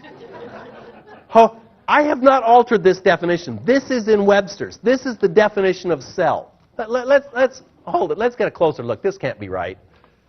Let's get a closer look here. Let's see. To deliver or give up in violation of duty, trust, or loyalty. To betray, especially foolishly or dishonorably. To deliver into slavery for money. Hold it. To impose upon, to cheat. That's the dictionary definition of sell. How it got there, of course, is salespeople put it there. Salespeople put it there by treating customers in a manner that makes them not want to be sold to. Now, fortunately, we're talking about the salespeople in the other auditorium, not us. Still, we've got to recognize going in that people have a predisposition to not want to be sold to because they perceive that salespeople are going to... When those kind of salespeople talk to me, I feel like, okay, they just came out of the training seminar, and the training seminar said, these are the 17 key wonderful things about our product. Make sure you do not let the customer get a word in edgewise. They're going like, there are 17 reasons why you should buy from me. Now, do not interrupt. I've got to give you all 17. That's not the way to sell. And you know, as a speaker, I'll often hear one of my colleagues, somebody who you hear at Yes, and I might be sitting in the audience saying, well, hold it, wait a minute, that's my material. And I think, well, no, is that, or did I hear that from someone else? Because there's only so much truth going around. But what I'm going to share with you now, I remember the shower I was standing in when I thought of this. It was purple tile. It was in Niles, Illinois. If you ever hear anybody talk about CPR selling, that's my material. Here's the best way to sell. First, quit closing sales. Because remember, we're here tonight talking about the impact language has on us and our behaviors. What is in your words is in your mind, is in your actions. Well, closing sales, that means like, I got the signature, I've got the money, I'm out of here. And no wonder customers feel like they're really romanced when they're prospects. And when they become customers, it's not such a pleasant experience. So let's remember that if you use terminology, common terminology like closing sales, there's that link, that connection between your mouth, your brain, and your behavior. If you say you closed a sale, it's like giving yourself permission to walk away and abandon this customer. Because every customer conversation is not a closed deal. You don't close sales. Every conversation is a step in the direction of nurturing a long-term relationship. And so I want to have you purge closing sales. Just get that term out. And instead, when you're talking about a situation where you would normally say, hey, I closed a sale, instead talk about having initiated or opened a relationship. Instead of talking about a customer service problem you had to solve, talk about nurturing the relationship and extending the relationship because, of course, profits in business result from long-term customer relationships. That's why earlier we focused on building referrals. Referrals come from customers who are pleased with their relationship. They don't give up referrals to those with whom they don't have a basis of trust. It's all about building long-term trust. So instead of closing sales, I want you to administer CPR. And I'm not talking about, knock them down to the pavement and start beating on their chest. Instead, CPR is an acronym that stands for what I believe to be the three simple and typically overlooked guides to good selling. The first is to ask questions. The number one mistake salespeople make, no matter how many books, videos, seminars they go to, salespeople talk too much. The best trait a salesperson can have is to ask good questions. They come in three varieties. Open-ended question, for example, those of you who are in real estate sales here, is not to say, let me tell you about the 7 houses I have listed in this area, and let me tell you why my brokerage is the best one, let me tell you why I'm wonderful. The best thing to do is to say, tell me, as you choose a realtor to help you in selecting your new home, what are the things that are most important to you? And then you have to shut up. It's very hard for salespeople to do. You have to shut up and let them tell you. An open-ended question allows you to assess their communication style so you can tune into it. It allows them to tell you what they care most about. It allows you to tailor the approach you're going to use to what they really want. Multiple choice questions help your prospect or your customer steer you toward the best solution for their set of needs. You know, is convenience in commuting to work more important to you, or is it resale value for your home?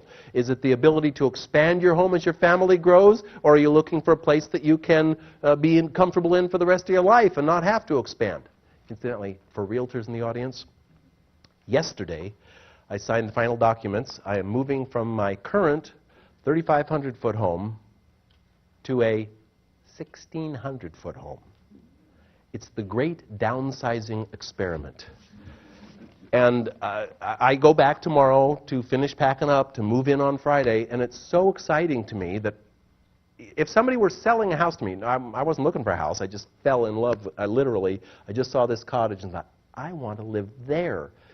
It's less than half the size of my current home, but isn't it time I got rid of that junk that I just keep moving from house to house? So, very important that we ask our prospects what they care about. Multiple choice lets them steer you toward what they care most about. And yes, no questions are only useful in 2 situations. One is when you really don't want to make a sale. I'm in real estate. Want to buy a house from me? No. Oh, sorry I bothered you.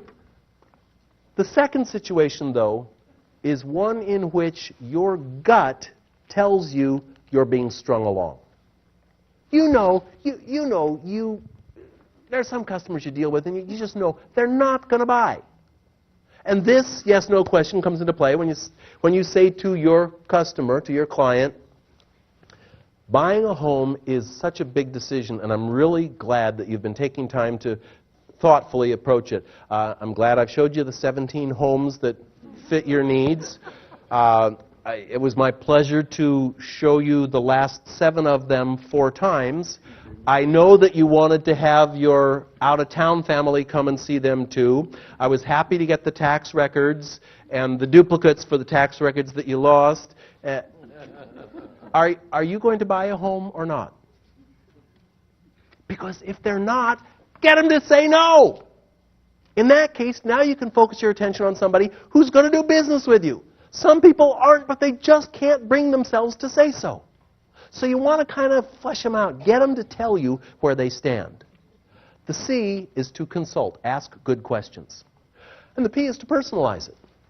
That is to match the benefits you know that apply either to your service or the particular product, or for realtors to the home that you're selling, to match, based on what you're telling me, what's most important to you is, the reason I see this home as being a good fit for your needs is, in other words, make the match for them.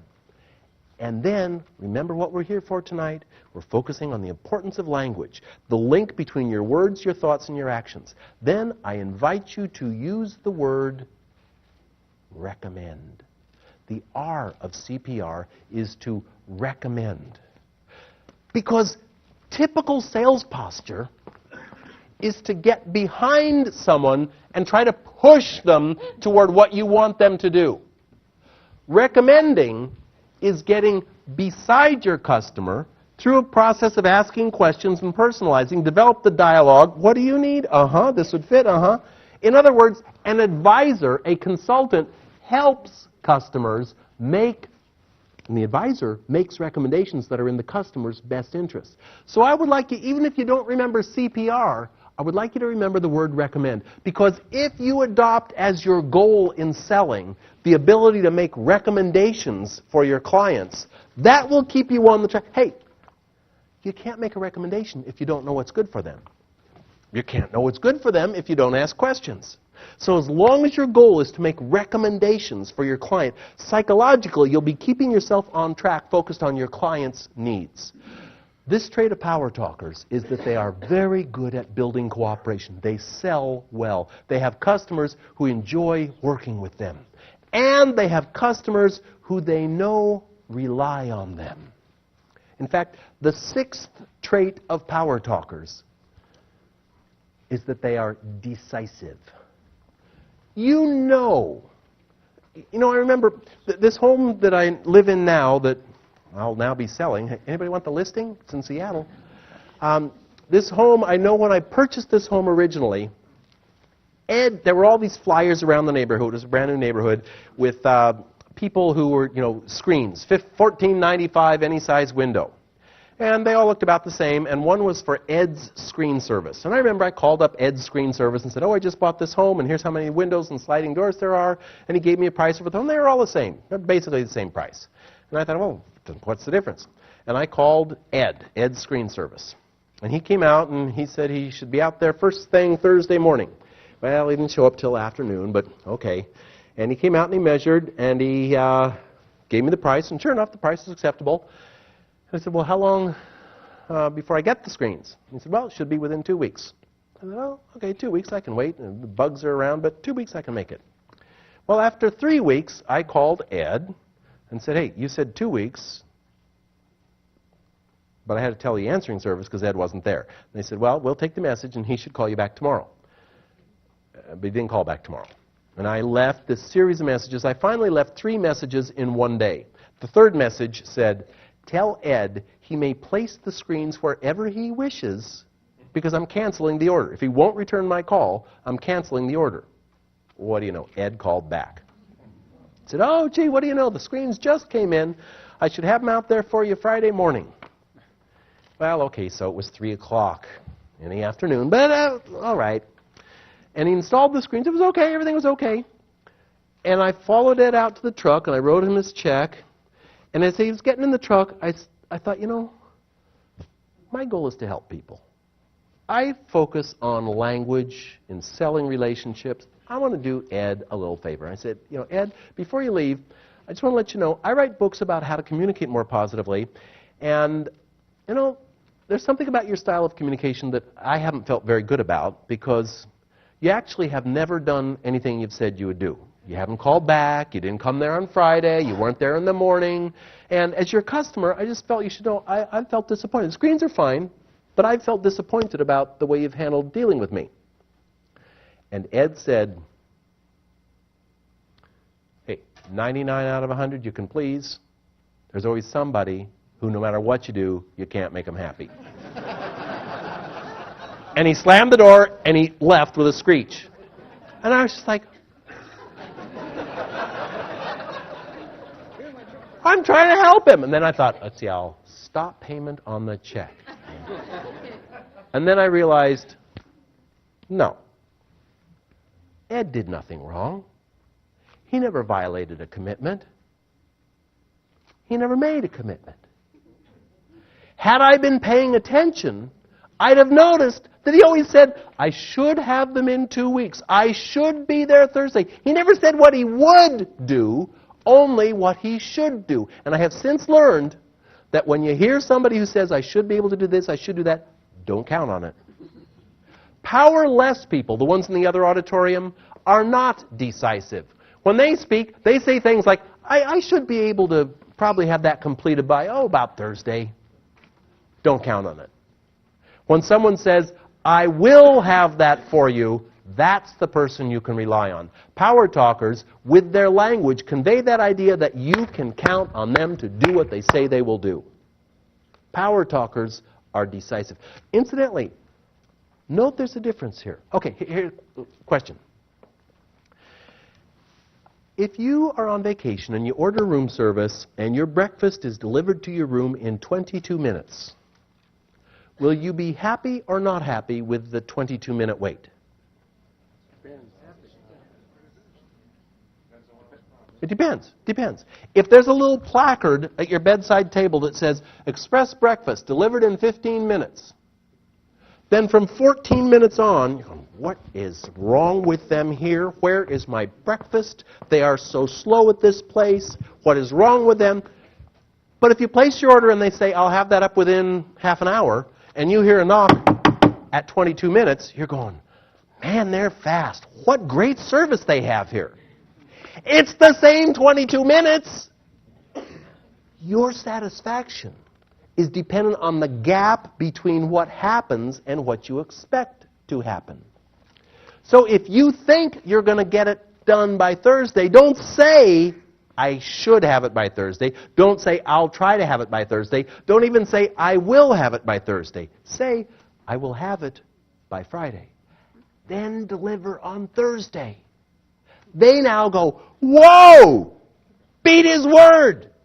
We want the people with whom we deal not just to know that they can rely on us to follow through. We want to consistently surprise them that we did better than they expected. We set their expectations with our language.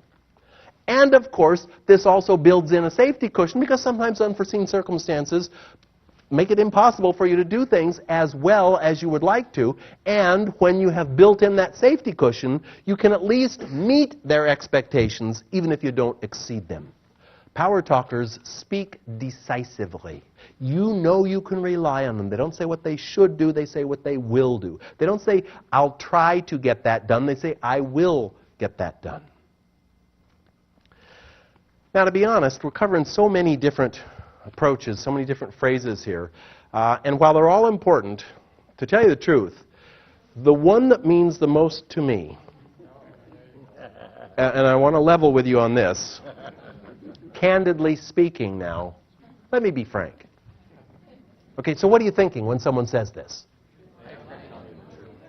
Yeah, let me be honest with you. I'm not honest with other people. Let me tell you the truth, as opposed to the lies I've been telling you up until now. The seventh trait of power talkers is that they tell the truth. It's so common. You say it now. I've pretty well purged myself of this, but it's such an epidemic of habitual phrases that people say, "Well, to tell you the truth, honestly, frankly, let me level with you," all of which imply that it's not your normal behavior. Yet, how many of you have read that book, The Millionaire Next Door, one of the books in the series, Millionaire Next Door? Excellent series. I highly recommend it. And before I read that book, I had a wrong impression, as do most people who read the book. And that is, you say, well, the author set out to say, what is it about millionaires that makes them different from other people? What about people who achieve financial security? What's different? And most of us, myself included, think, oh, okay, well, they're extra smart, or they're taller than everybody else, or they come from families of privilege, or they graduate at the top of their class, or they got some special, there's some inside deal.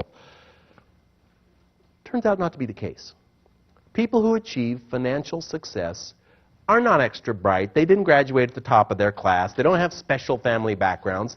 They're simply down-to-earth people who set a plan, who work consistently, who save money, who have goals in mind. They're regular people. When the author interviews the millionaires and says, what is it about you that made you achieve financial success? They don't say, well, I'm extra smart, or boy, I was a good student. They don't say that. The number one answer is,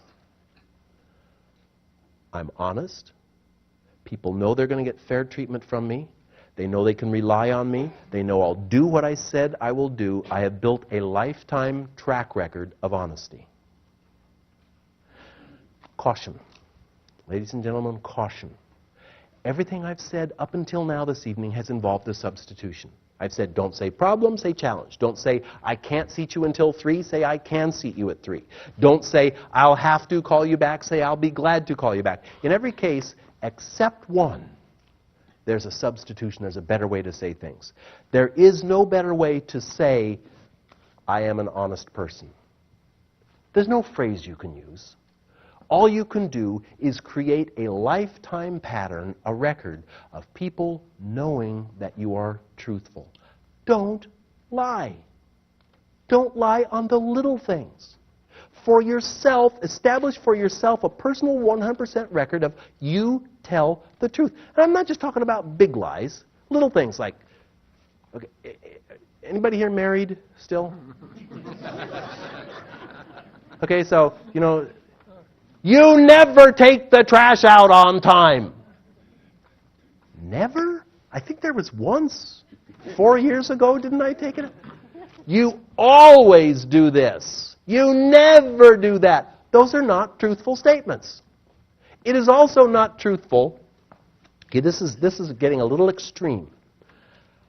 Something you will not hear me say is, I don't remember. Because literally, from a biological standpoint, you remember everything from the moment of your birth. Some would say from the moment of your conception, or at least some point as you were developing in your mom's womb, you started remembering things. Right now, you remember every sound, every smell, every sight, everything that's occurred to you in all your life. Now, you might not recall it at this moment, but you do remember it. So if you say to someone, geez, I can't remember, that's literally not true. That's a lie. It's also a destructive lie. Because when you say, I can't remember, you're saying, my brain has limited power. No. There is no supercomputer, no Cray, no supercomputer on Earth comes close to the processing and memory storage capabilities of your brain right now. We have such a phenomenal resource. We don't forget anything. So don't say, I can't remember. Personally, what I say is, I don't recall. Because that's actually fact. It's in there. I'm not pulling it out right now. I might not be remembering at this moment what that phone number is, but it's in there. Power talkers tell the truth in every instance. And I started off at the beginning of our program tonight saying that you wouldn't learn anything new. And I hope so far, everything I've touched on, you've said, I noticed that. When someone says, I'll tell you the truth, you get a little suspicious of them right away. The 8th trait of power talkers is that they remember the basics. And we're talking real basics that are very infrequently practiced for some reason. The first is that power talkers remember the basics by using other people's names. In moderation! Caution! And I add this caution because I remember shooting a video series in Denver. I was in a TV studio. The producer's name was Joe. And Joe said, it was a 12-hour video series. Joe said, George, this is going to be such a fantastic program. You have just great material here. George, I've been all through your outline. I see all the points you're going to cover. George, they are so right on. It's going to be great. And George, there's one thing I noticed in looking over your outline that you didn't specifically focus on. And George, I want to encourage you to add this chunk of material because, George, it is so important. Because after all, George, I sell myself. And one of the most powerful things any salesperson can do, George, I'm sure you've noticed this yourself, is to use the other person's name. And I'm thinking, don't say it again, not one more time. Nails on the blackboard, George. It's like fake, phony, fake, manipulative. So I suggest 3 times. When the other person says their name the first time, say it right then. Say it back. Scott, it's a pleasure to meet you. At some point during the conversation, say it once. The last thing in the conversation, Scott, I enjoyed talking with you. Just 3 times is fine. Oh. How many people here would say, you're really not that good with remembering names? My hand's up. This is an area that I personally work on.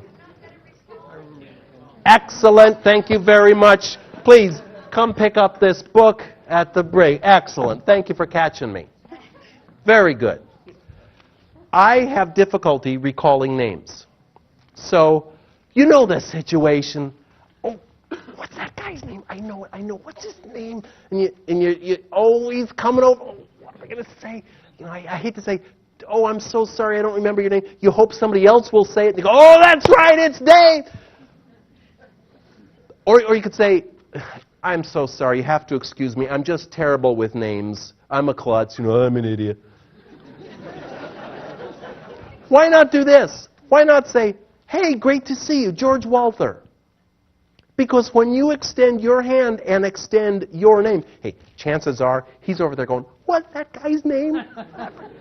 When you walk over and say your name, their natural reaction, of course, is to say their name back to you. They're probably feeling relieved that you volunteered your name. Instead of going around beating yourself up saying, oh, I'm just terrible with names. I can't recall names. Instead, walk over and announce your name. That puts the other person at ease. They say your name, and it's all taken care of. Power talkers practice the basics, and they use other people's names. Power talkers also, they make mistakes. And when they do, they apologize, and they admit it. I don't know why, those people in the other room, the losers, somehow they got it in their heads that admitting to a mistake makes them look bad. It's not the case. When you admit to a mistake, I know I'm dealing with a printer right now and a designer. I'm doing a redesign of my logo, and my whole corporate look is I'm kind of rebranding myself. And I just was reviewing the proofs that come from the printer, and I go, hey, what about the red bar along the bottom? And this guy, Scott Michelson, looked at me and said, that's my mistake. We left that out. I don't think, oh, he's terrible. He made a mistake. I think, okay, this is a guy that's confident enough that can say, oops, glad you caught that. I made that mistake. I think more of him. My esteem for him elevates when someone admits a mistake. Don't you find that to be the case? Isn't it refreshing when someone says, this is my responsibility? Power talkers remember the basics and admit when they're wrong. And power talkers, boy, how basic could this be? Power talkers say thank you. I had an experience just before we began this program that reminded me of the simple ways it makes a big difference to say thank you. I found this amazing. I buy most of my garments at the Men's Warehouse. And I don't know if those of you who shop at Men's Warehouse, yes, it's excellent value. Yes, there are lots of stores and all that. I notice, though, that the way they treat me so often makes me feel good about doing business there. And one little secret surprise is that any garment you buy at Men's Warehouse, they will press for you at any time for free. Now, when you have a garment dry cleaned, the fabric deteriorates and it's harmful. You shouldn't dry clean everything all the time. You should have it pressed, dry clean, press, dry clean. So, I drive in with my clothes to be proud. I think this is wonderful. They press for free. Not only that, they press out of town for free. So just before we began this evening, I dropped my suit off at the Men's Warehouse over on Lake Orchard Road, and they pressed it. Orchard Lake Road. And just before we began this program, I took the suit off the hanger, and inside was a note. Handwritten from Amar Jargis. Thank you for giving me the chance to serve you. He's thanking me for pressing my suit for free. Am I going back? I buy everything from them. It's the little touches. Expressing appreciation doesn't happen often enough. We all... Okay. Close your eyes for just a moment in deep contemplation. Close your eyes. Think back over your life. Think of all the good things you've done for other people. Think of that. You weigh it out all the years of your life. What good things have you done for others? Okay, now think about the appreciation you have received from others. All your life. Okay, those of you who have received more appreciation than you deserve, raise your hand, please. Okay, there are always a couple people who don't understand the question. None of us get the appreciation we deserve, and our customers are just like us. We're going through life going, I do a lot of good stuff. I don't get appreciated much. When someone says, thank you for giving me the pleasure of pressing your suit for free, like, yeah, I've been waiting for this. I'll go back. Power talkers express appreciation. What did you come here for tonight? Learn. I'm glad you came here to learn. I'm glad you came here for education. I hope you came here because you want to do something with this. But what? I got a game plan for you. What can you do right now?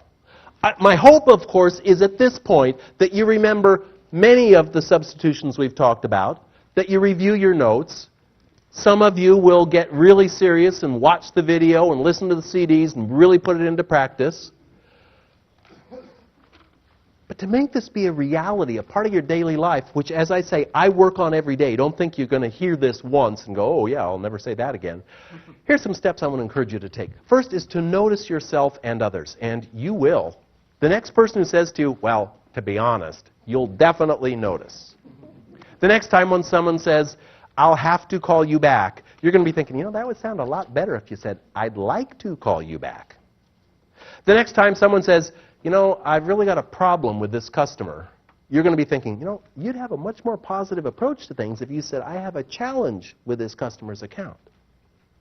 The next greeter at a restaurant who says, I can't seat you until 9:30, you're going to be thinking, you know, you could have said, I'll be glad to seat you at 9:30. You will notice yourself and others. I invite you to select an office supporter. Perhaps you have a colleague here who's gone through the same curriculum that we have done today. If not, then tomorrow do your own little training session.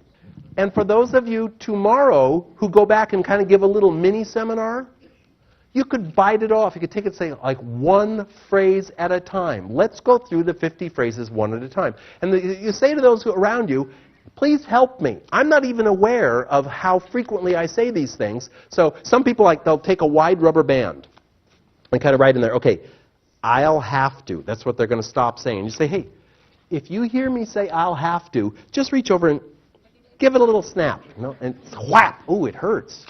And you learn. And if you don't learn, then we've got the advanced course in power. Get somebody at work to help you pay attention, and of course pay attention to them. Do it at home. Hey, if you go back to your kids and say, I'll give you 50 cents every time you catch me saying I'll have to, it's amazing how helpful they will be. I definitely invite you to take advantage of the reinforcement materials. Start with one target phrase. Just decide, I'm not going to say I'll have to. I'm going to always say I'll be glad to, I'd like to, I'll be happy to. Start in one place. Take advantage of the reinforcement materials available here tonight. Take a refresher course on tonight and make it an intense one. I also invite you to visit the website where you can download for free. You'll see it's very obvious there that there's a 50-phrase reference card so that you can print it out and have it right by your phone so you can keep track of all 50 phrases. You can do this. It's not easy. It is simple. It is simple to say one by one, these are the phrases I'm going to stop saying, and here's what I'm going to say instead. Especially when you have a partner at home and a partner at work helping you to focus on those phrases. I'll tell you why I'm here. I'm here because of the 9th trait of power talkers. I'm here because my dad loved baseball. He was a baseball nut. So I'm a speaker. I'm not doing a good job of explaining this. My dad loved baseball. And in fact, his dream was to be a professional ball player. He grew up in Sacramento, California.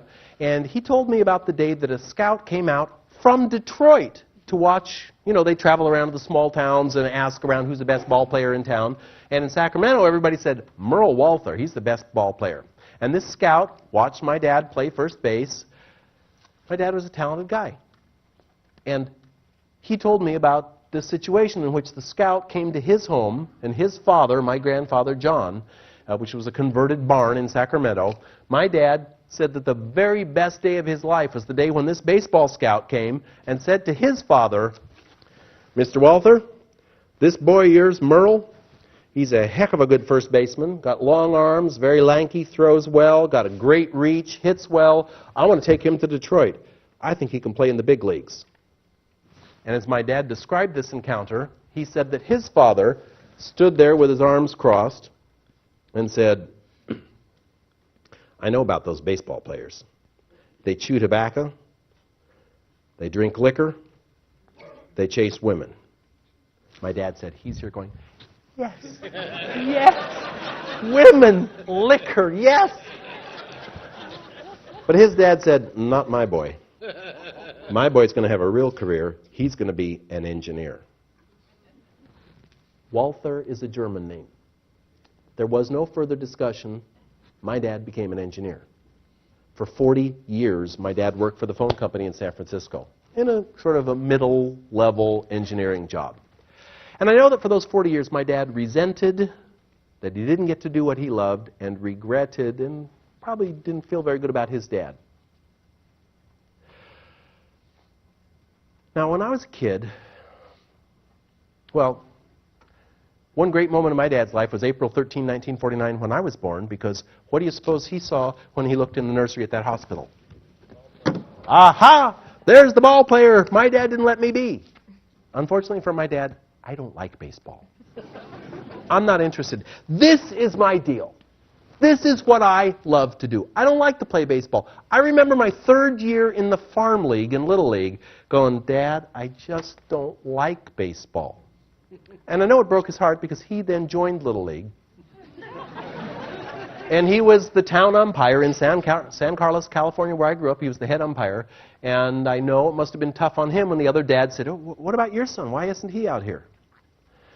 And when I graduated from high school, 1967, we had these block sweaters. And, man, I had buttons and pins and top honor student. And I was involved in everything.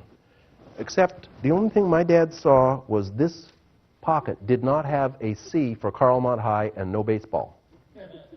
And I went to University of California, graduated summa cum laude. Dad's reaction? You've always been a zero in sports. I did really well in my graduate studies at UCLA, completed my MBA, and Dad said, you have never even tried out for a baseball team. And I wrote my first book, which was Phone Power. My dad worked for the phone company. I think I may have been trying to get his attention. I wrote inside the front cover, Dad, you may never know how much of my career has been built on wanting you to be proud of me. And you know my dad never read that book, and he never commented on what I wrote inside the cover. When I was 39, I had a speech in San Francisco where my dad lived. And I said, Dad, I'd sure love to have you come be in the audience and see what I like to do. And his reaction was to say, hell, they charge $2 just to park your car at those fancy hotels. But my dad came. And at the end of my talk, my dad clapped. And my dad said, son, I'm proud of you. And I burst into tears. I said, Dad, I've been knocking myself out for 39 years. I always got the top grades. I was involved in everything. How could it take you 39 years to be proud of me? And my dad said, son, you must be nuts. Because since the day you were born, I've told everybody I've ever met how proud I am of you. Except me. Not once. And I'm so happy to tell you that that day marked the beginning of a wonderful relationship. I got to enjoy several good years with my dad. But it all started when he finally said he was proud of me. I'm a speaker today because my dad didn't clap for me as a kid. He didn't say, that's what you're good at. Good for you, son. Power talkers do acknowledge others for what they're good at. I'm very happy to tell you that my dad left at the end of his life. The last week of his life, I'd say a good 30% of his word count was some variation of, I'm so proud of you, son. But why wait? Why wait? Ladies and gentlemen, the 9th trait of power talkers is that they share their pride. You got associates in your office who do great work for you, who you probably told others you're proud of. Tell them! You got kids at home tonight who you're proud of? Don't tell your friends. Tell them. You work for a boss who's a wonderful leader? Don't tell people what a wonderful leader your boss is. Tell your boss. Power talkers don't talk about others in a prideful way. They tell them directly. The 9th trait of power talkers is that they share their pride. It has been a pleasure for me to be with you tonight. I'm very proud of my long association with Yes. I'm very proud to have been able to share with you the ideas that I know you'll be able to put to work. And I want to simply close tonight by saying, if you do nothing else, I want you to make sure that the people in your personal life tonight hear from you tonight how you feel about them. Make sure that the people you work with tomorrow know directly from you. Don't tell others how good they are. Tell them. Power talkers are people who project positive expectations. They give credit where it's due. They rebound resiliently. They accept responsibility. They build cooperation. They speak decisively. They remember the basics, and they share their pride. I wish you all tremendous success in every area of your life, not just professionally. Thank you so much for being here this evening. Thank